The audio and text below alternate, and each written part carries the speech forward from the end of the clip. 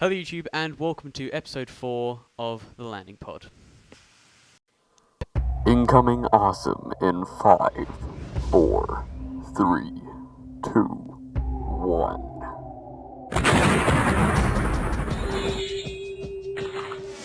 The Landing Pod.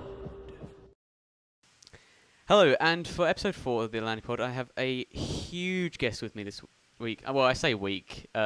We're not very weekly, but you know what I mean. I have a very big guest this time.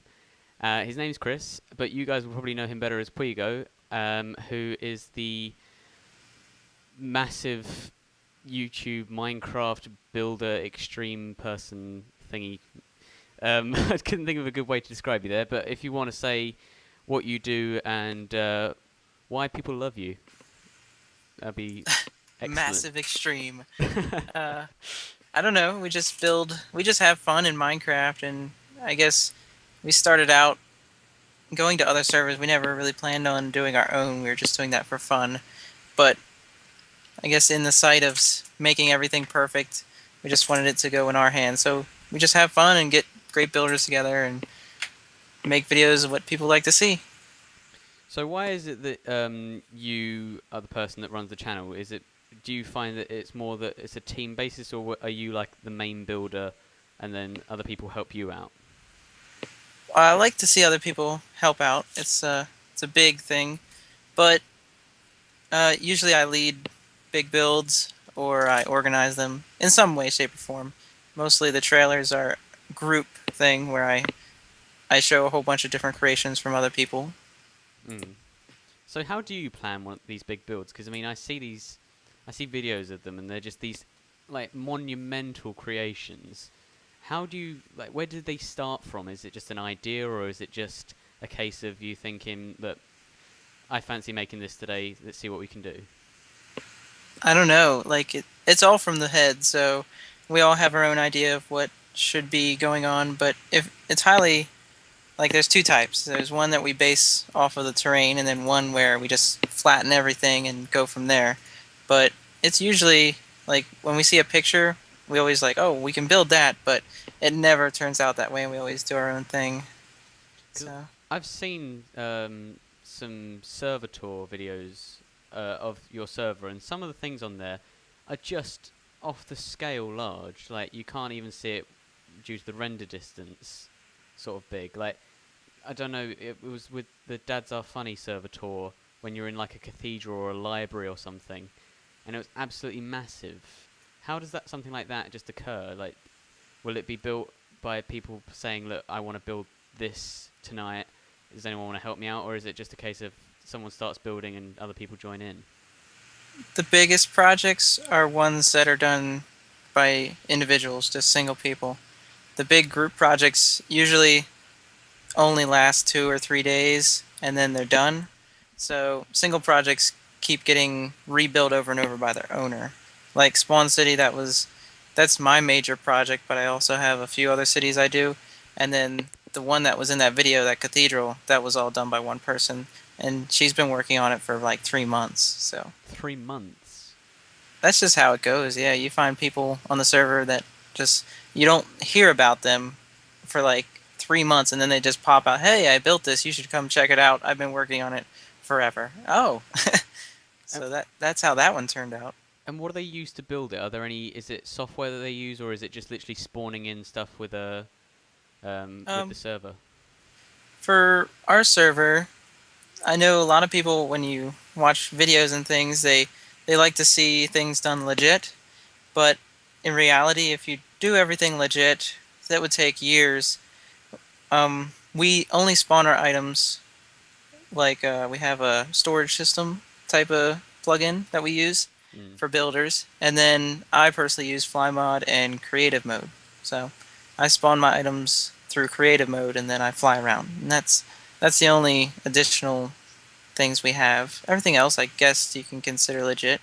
Because you were saying to Dads Are Funny that you don't use like the external building programs and then import stuff in.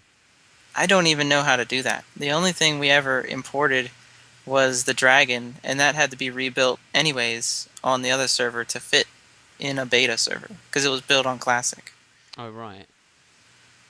Because So I don't have any clue how those sort of things work, but I imagined that for builds that sort of size, you'd need some sort of external help. But considering that you don't, that just makes it all the more impressive.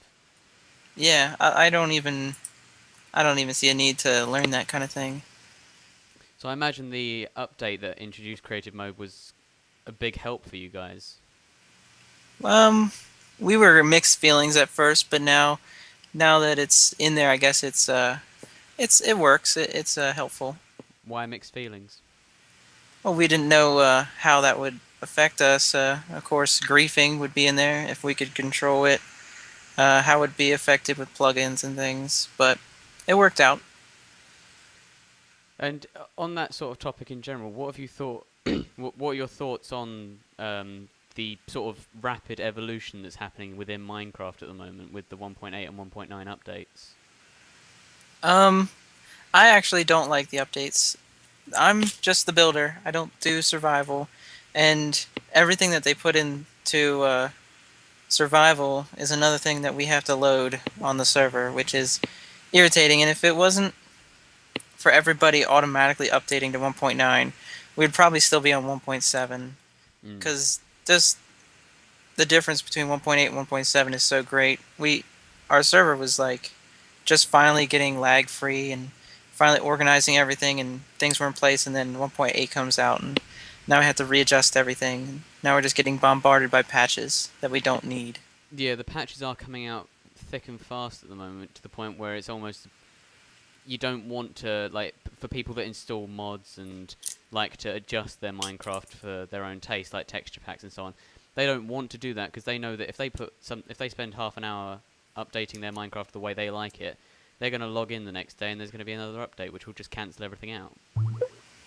Yeah, we were trying to do our own client for our server where it would have our texture pack and our plugins that we want, kind of like server side special things. Like, have you ever heard of the sports mod? I haven't, no. Have you ever heard of Spout Craft? I haven't, no. I'm not Well, very up to date with they're these not sort of very things. common. They're not popular yet, but those are like the two leading mods that have made their own multiplayer clients for their mod. So you can play the mod in multiplayer. Oh, right. And that's what I want Minecraft to become. I want mods in multiplayer. So you think that's what they should work on updating rather than introducing all these single player features? Yeah, because the only people that play single player are, I guess, people with bad internet and people on the internet that make videos for it. Yeah, that's true. I mean, Minecraft is becoming more and more multiplayer focused, and yet the people at Mojang don't seem to be applying as much effort to it as they are the single player. Yeah, I think they should focus on multiplayer a lot more than they are. So what would you like to see added to the multiplayer other than just making it so that you can install mods on multiplayer more easily? Well, I run a builder server, so of course I would love to see height cap. I would love to see some way of rendering a lot farther with less lag. Options, for if you want. I guess they should optimize FPS and try to get everything to load and just go through their code and optimize everything so it runs smooth. Hmm. Yeah, I guess having a smoother multiplayer would make it a lot easier for a lot of people. It's becoming overwhelming. Like my friend, he has the massive 42-inch TV, and he used to record for me on like the 1.4 beta stuff, but now on 1.8, his computer can't even record Hmm. because it's just all the new effects, I guess. Yeah, with all the updates, the sort of computer usage that Minecraft requires is getting steadily bigger, which in a way kind of takes away from the simplicity that was involved in Minecraft to begin with. Yeah, definitely. So you said that you don't really do single player. Does that mean you've never played single player Minecraft, or that you tried it and just it didn't appeal to you? I try it all the time. I always go on there for the new patches, but it's just like that. Forever alone, nobody will see this kind of thing. I used to go on, to when I was first starting and learning tutorials for redstone and things, but I barely ever go on anymore. So the idea of making a house and surviving doesn't appeal to you. If it was like I like the hardcore mode and how he's adding new mobs and making it harder, but um, if I were to play survival, I would want it to be extremely hard. I want it to be actually hard to survive. Um, you just max out the settings, and it's still not hard right now. I guess we're just too used to what Minecraft is. We Yeah, had to up we had to upgrade the creeper to an Enderman just to be interested again. because I mean they are introducing a lot of new mobs, and I've seen one that's sort of being passed around YouTube at the moment, which is the new Ender Dragon, which Love it, yeah. that looks like it is going to crash my laptop. I'm not gonna lie. It looks like it looks incredible from what I've seen, but it looks like it will become a great nuisance very quickly based on the fact that it just plows through blocks. Well, if there was a way that it didn't um, go below a certain block rank or a Mm. block level, I'm totally fine with adding dragons. That would be a really cool mob to have and a cool feature.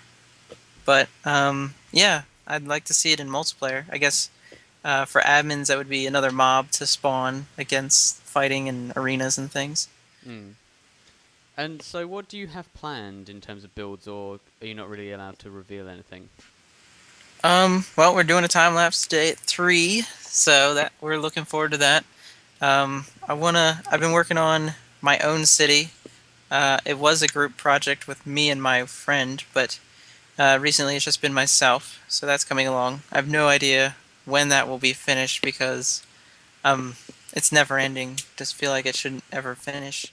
But yeah, that's about it. Just redoing Spawn and my own city, and then group projects.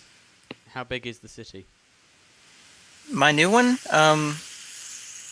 I guess right now, just right off the bat, well, it's already maxed at height cap. Pretty much every building is at height cap, and I guess maybe 150 blocks wide already. Wow. I guess it's a 150 by 150. And I mean, this probably sounds like a bit of a stupid question, but once you've built these things, what do you do with them afterwards? Like, do they actually serve a purpose? Do people claim them as like their homes? Like, do people set their spawns there, or is it literally just something as a visual element to the server? It all depends. If it's near spawn, it'll probably serve a purpose, but if it's not near spawn, it is just for looks. Like, we'll have warps there and things, but for the big fancy stuff, nobody can build there except for their owners, so it doesn't get griefed. I presume, considering the scale of your server, you use one of the paid servers rather than just a like a Hamachi server or something. Yeah, you have to. Hamachi wouldn't work.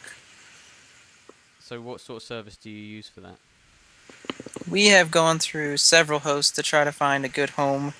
We've been having trouble with lag lately. I don't know if that's just because the map is old, but we've gone through every problem in the book. Chunk reloads to massive griefs, cuboid errors, and the whole 9 yards. But right now we are with the Beast node. Mm. They're a really good host, and they're something that I would support. They have call centers or server centers like in all the major cities, so you can, depending on where you're located, find whatever suits you. Mm.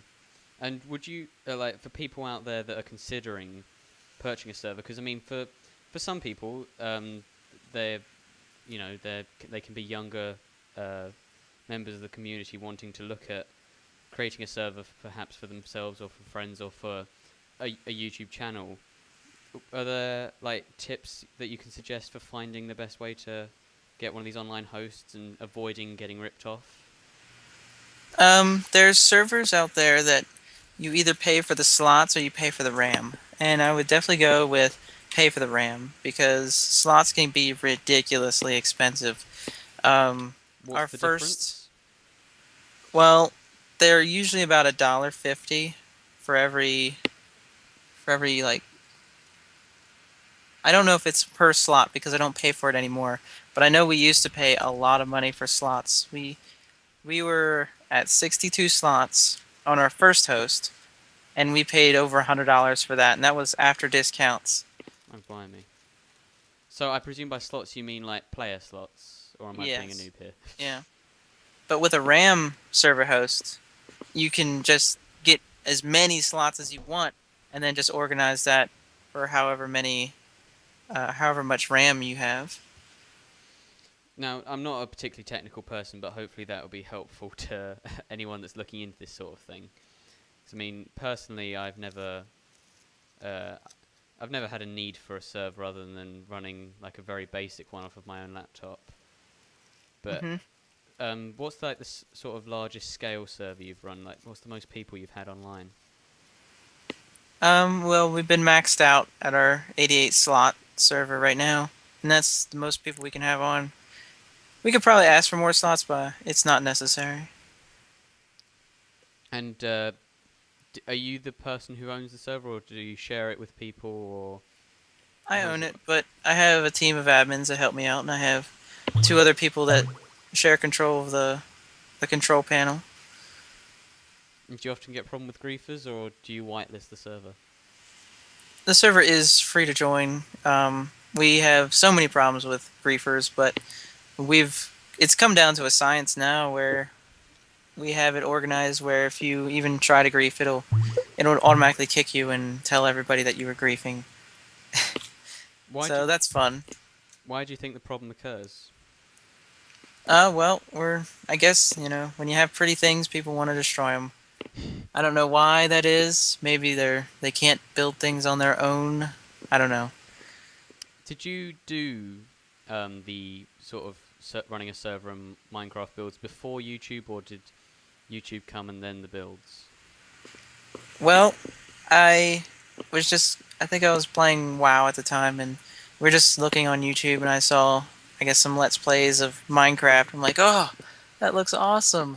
So we started playing it, me and my friend, or my friend and I, and then we got his brother into it, and then we made our own LAN server. And I had no knowledge of how to make a server at the time. It was just download this and run it. So I did that, and we were too stupid to figure out how to put it online. So we only had a LAN, like a local area network. Mm. So I would drive a half an hour to get to their house so we could play it for like a day. And that's what we did for a whole month. Wow. And I guess maybe 2.5 weeks into our server, I was like, you know what? This is pretty epic. I'm going to make some videos on it. So I made some videos, and people liked it. So I started making videos all the time, and then somebody offered me, it's like, hey, we could host your server for $15, and that was for 8 slots. So I guess that was about $2 a slot. And I Mm. was like, well, heck, there's only 3 of us. That's fine. And then, so I guess we had that extra 5 slots. So I was like, yo, people on YouTube, if you want to get on and look what we built so far, you can. And that was the early December. So about a month after we started playing it, we put it online. And then it just skyrocketed from there. Where would you say the first big like break with YouTube came? Like, what would you say was the the pivotal moment that you knew that it was starting to get big? Oh, I don't know. Uh, well, I have several other YouTube channels besides my Minecraft one, and I've had a couple other videos get 100,000 views before my Minecraft channel. So seeing like seeing like 3,000 and 4,000 views was like, oh, this is doing really well. But the big one was when my friend finished the arena, and we did a time lapse, a whole month-long time lapse of us digging out the terrain and everything, and I stuck it on Reddit, and it got 8,000 views in a day, and I was flipping out. And you can, like, I go on my Insight all the time, and if you zoom out like your entire existence on YouTube, you can see like the little line, and then it spikes, and then it goes back down, and then and now that little spike is like this little dwarf line. But still, that's like probably the biggest point was when that got big on Reddit. Because you have a video now that has over 1 million views, don't you? I know. That's crazy. What was it like when you saw that, when it hit that big number? It was crazy. Like just it's that video right there, the castle one. I didn't even plan on getting that many views. It was the Tower City time lapse that I thought was going to be 1 million hits, and now that's stuck at like 900,000. But the castle, I guess it's because the word castle. Everybody builds castles in Minecraft. Hmm. So when they search castle, mine's the first one that comes up. So everybody clicks it, and the music doesn't hurt it either. So, but I was flipping out. I was like, "Oh my gosh, that's crazy! 7 digits." And of course, you hit 20,000 subscribers the other day. Oh yes, that was pretty crazy too. You said you've got other channels. I presume this one is your biggest channel. It is, yeah, biggest channel. What do you do on the other channels? Well, we had a live show on our one channel a while ago, maybe 2 years ago. I started out drawing and animation, so I did paint animations, I did speed paints, I did videos on other games like Maple Story and WoW. Hmm. Those were my biggest. That was I did a paint animation for a game called Maple Story, where I did a parody of Spider-Man 3 when that first came out, and that got over 100,000 views, and that was pretty big for me. So Yeah, that's what I've done. definitely. I mean, you say like the Tower City time lapse got stuck at 900,000 views. I'd be pretty pleased if a video was getting stuck at 900,000 views, personally. To be honest, those sort of numbers are just sort of Ridiculous. they blow the mind to think They're- of that when- many people viewing something.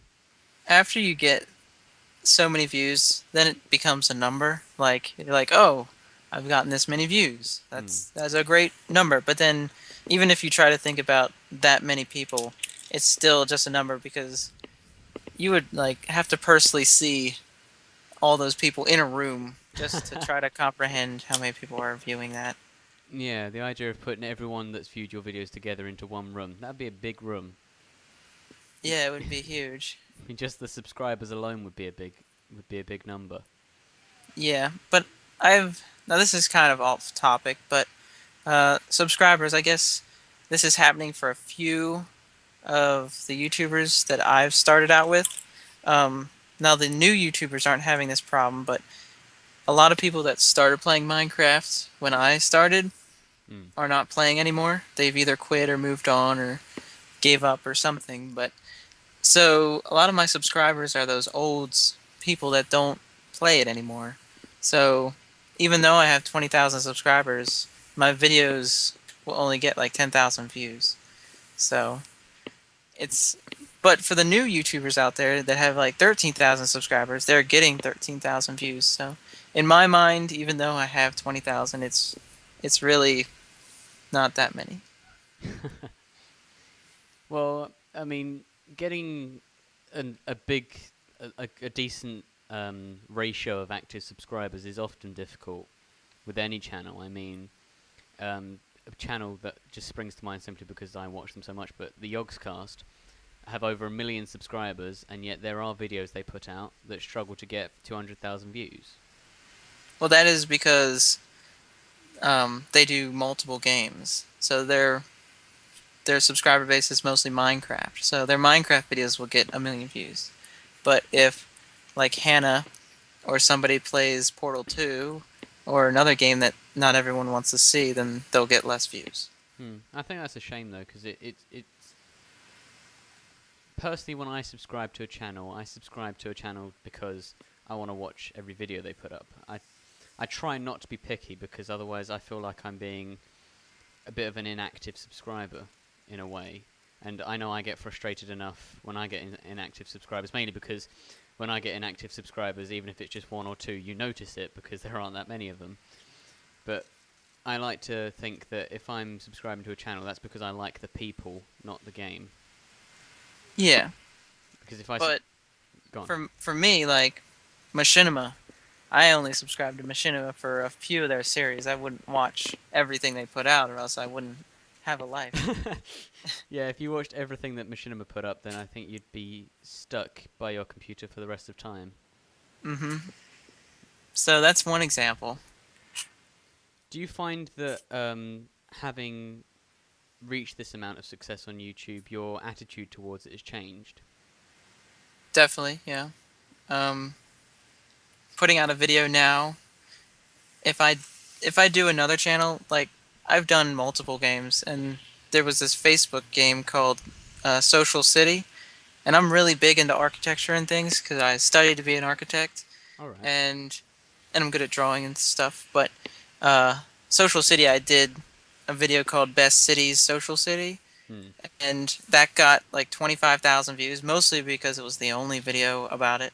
And I was like, wow, that's great. But now that I look back on that, it's mostly, I don't know how to explain it, but I wouldn't be proud of that video now. Mm. Now it's like I go on my channel and I'm like, I have all this content that I could upload, but I don't feel it's good enough for my channel. So you've become more Um, selective about what you upload. yeah, and I think it's bad. It's bad to do that because if you have a video on your channel that isn't exactly what they subscribe for, I've noticed you get a massive spike of unsubscribers, Yeah, and definitely. that hurts. Oh, it does. If you put out a video that people think, people online can be very judgmental. It can be a case of if you put out one video that they dislike, it's a case of this person's not a good channel anymore, and therefore I'm going to unsubscribe. And I think it can be very difficult as a YouTuber to put up a video because you're thinking, what if people don't like this? What you got to go through every thought process with each video, and obviously with a channel as big as yours, you're trying to balance out the interests of so many more people that I imagine deciding what's a good video and what's not a good video becomes a lot harder. Yeah, I'm trying to change my attitude towards it. I'm trying to go like, maybe not everyone will like this video, but I think that it's good enough. And then even though I get negative feedback on it, I'll still keep it there. I don't know how to explain it exactly, Do you but s- do you suffer a lot from YouTube trolls? no. That's always a good sign. I try to. I enjoy trolls on my videos because then people comment against them, and that's more activity on my videos. I guess haters make you famous. So sometimes when I make a video, now this is top secret. This is top secret. Don't tell anyone about this. Okay. But if you want a big video on YouTube, you have to purposely make mistakes in your video so people talk about it, and then um, like make something that could have been improved, or hint that you wanted to do something that you didn't, or just a common error like, or just hide a creeper in there somewhere. But just interesting things that people can talk about on your video. If your video is flawless, nobody's going to talk about it. They're just like, oh, that's great. I agree. That's a fair point. I mean, you often see a lot of like if you're like me and you get an evening where you just happen to be sort of skimming through YouTube, a lot of the videos that have the most views often have that good chunk of dislikes and people getting angry over it. Yeah, But the definitely. reason that it gets more views is because people are getting angry and they're going, "God, this video sucks," and then there's someone goes, "What video?" and they send it to them, and it gets passed around. So, Yeah, most definitely. although that as we just discussed, this is top secret, so you guys Yeah, aren't you keep aren't you aren't hearing this. keep that under wraps for me, guys. You heard him. No passing that around. This is a secret of the trade, and Hmm. it can't be leaked. God, Yeah. we're gonna have to make this video private. It'll be very popular. Hmm. We can only hope. So, what's your opinion of like the YouTube community nowadays in terms of the attitude that is generally going around on YouTube? I mean, do you spend a lot of time actually paying attention to what's happening online, or do you spend more time focused on your personal channel and Minecraft, and obviously your own personal life? Um, Usually I don't. spend a lot of time on my channel. It's mostly just, hey, let's do something. Like, I've gone through phases where I don't even want to play Minecraft. Just like 2 weeks straight. I went 3 months without playing Minecraft. That's why I died off there for a while. But then you get that craving that you want to play again. I feel that that's different for a lot of the viewers on Minecraft because they don't have too much to fall back on. Like, if they're playing single player, they spend all their time on that, then they feel that they don't want to play anymore, but then they don't have that thing to fall back on. Yeah, where do you go from single player? Exactly. Yeah. But for me, that I run servers and I help out with the community and stuff, that I always have something to do. Like, I have like 5 or 6 things going on right now, but I'm a humongous procrastinator and I don't get anything done.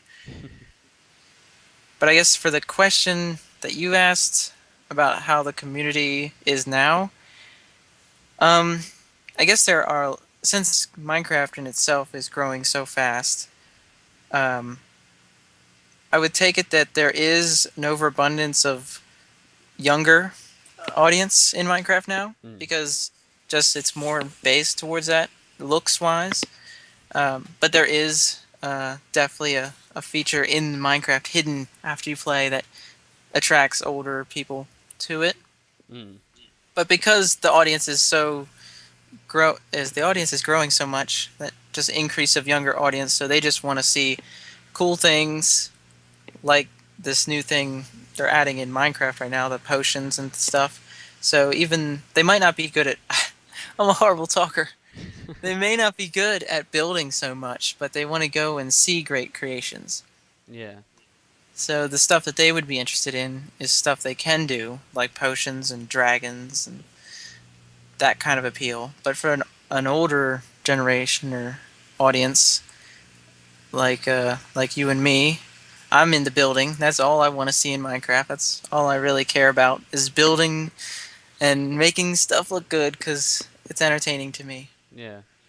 Definitely. I mean, I'm very, even in single player worlds, I get very particular about how things look. Because being an artist myself, I find that if something doesn't look right, I mean, even though it's a game, I get angry with it and I have to change it and I'll spend hours like adjusting my home and adjusting the landscape and the amount of time I waste making shovels so that I can clear dirt hills so that they look right to me. It can cause me to have periods where I just won't let myself play Minecraft because I know I'll get carried away on it. Hmm. And do you have any suggestions to people out there who are looking to provide something that will get them noticed within the community since you've managed it yourself? Do you think that Um, there's anything in particular that it's would different. appeal? It's different for an admin than it is a builder. If you're completely new to Minecraft, you probably won't get noticed at all unless you know someone. But the best bet is to, if you're joining a server, follow the rules, and then prove yourself through that. You'll have to endure if it's a manually building server or if they give you blocks, but prove yourself before you try to go to an admin because I guess my staff, personally, we get bombarded. Like, even if there's only 30 people online, we never get a break. So we have like all these plugins to kind of slow the people's messages down. But if you want to get like become friends with an admin or talk to a big YouTuber, um, I guess just prove yourself first. So big YouTubers only reply back to people of interest. So if you're asking a common question that you think would probably get answered a bajillion times, they're not going to respond. But if you have like 2,000 subscribers, even if it's 1,000, that's a great feat. Um, I Absolutely. think so. They're going to look at that and say, this person, they've earned some stuff, and I'm definitely interested in working with them or whatever that your goal is. Because I mean, personally, I've gone onto servers looking for just a place to have some fun and build some stuff. Because before creative mode, there wasn't really anything you could do in single player to create anything of particular interest. But a lot of these places, they're very particular about how, firstly, they pick the builders and also how you apply, because far too many people go in there just saying, look, I'm an amazing builder, add me now, or Yeah. promote me now, however it works. And a large amount of earning these positions is by showing that you have, firstly, the respect to follow the rules. If you follow the rules on these servers, then I think you'd agree that admins like yourself are much more likely to approve of you because you're obeying the rules that they've put out there. And also, by just, not trying to rush things. If you want to earn yourself a place on the server, you can't do that in 10 minutes or something. You've got to be persistent. Yeah, that's true. Just helping in general, that's great. Like if you start doing what a staff would do, like helping other people, if you know what's going on, that's what we look for. And like if you want cuboid or better builder privileges, that the only way we'd give that is if we see that that would help you create your massive things or whatever you've done so far in the past easier and faster. So we're not going to give it to somebody that hasn't had a project yet. Okay, well, I think we will wrap it up around there. Okay. Hopefully, you guys have enjoyed watching, and hopefully you've enjoyed being on the show. Love it. Excellent. And if there's anything else that you'd like to plug before we go, like, what's the server, what's it called, ID or something? The server ID for your server? The server IP IP, address. that's the one. I'm We have terrible at this stuff. Very simple to remember. Just MC, and this is like with a lot of servers, just MC equals Minecraft. So mc.pwegoable.com. So. Okay, well, I'll put that in the description in case you guys missed that or you can't pick it up. I don't know why you'd miss it. You can rewind the video. It's not something that's set in stone. But if you want to check out his server, then you heard it there, mc.pwegoable.com. You got it. And be sure to check out his channel for some absolutely incredible Minecraft creations. Well, that sentence is difficult to say. Where there are... Pardon? And if you're a great builder, we would love to see your talent on our server. Well, you heard that there. If you're a fantastic builder, if you like to create stuff in Minecraft, and you want to put yourself in amongst the greats of the Minecraft building community, then go over to that server, go over to Pwego's channel, and be sure to check out the videos and subscribe to him. And if you've enjoyed the Learning Pod and you want to see more of this sort of stuff, then be sure to check out my channel. My name is AliensGT.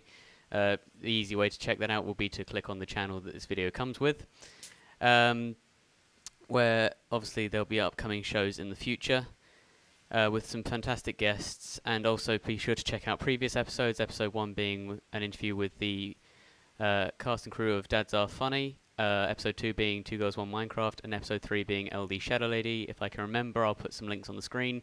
If not, then I'm lazy and I apologise. But thank you very much for watching this. It's been a pleasure recording this and having you on the show. If you'd like to say goodbye now, we'll end the show. The Lunding Pod. See you, everybody. Thank you very much for listening, and goodbye.